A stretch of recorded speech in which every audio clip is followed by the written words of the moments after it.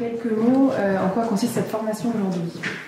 Alors en quelques mots, la formation, le but c'est quand même de former des pompiers, secouristes, non infirmiers, non médecins, à faire de la vaccination, donc à faire une intramusculaire dans le bras, dans le deltoïde, pour vacciner le maximum de personnes, car on n'a pas suffisamment d'infirmiers pour vacciner, parce qu'on assure justement des gardes opérationnelles et qu'on a beaucoup d'infirmiers volontaires, on est 5 infirmiers professionnels, donc on fait le maximum, mais on n'est jamais assez nombreux. Si on veut éradiquer cette Covid, il faut être le maximum de personnes.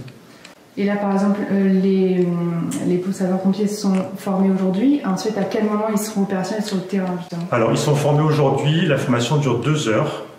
On prend des groupes de 20 personnes. Il y a de la théorie au départ. Ensuite, on fait 2 ateliers pour la pratique.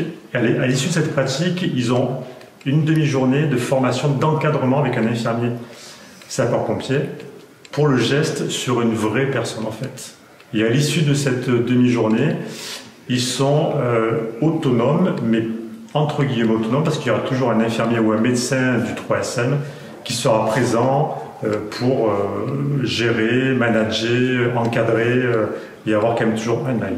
Et la moindre question, le moindre doute, le moindre problème, ils se référeront à l'infirmier ou au médecin sapeur-pompier. Actuellement, on a combien de sapeurs-pompiers qui ont répondu présents pour participer à cette formation? On a formé une centaine, là, déjà. Et le but, ça serait de former à peu près au moins 5 à 600 pompiers.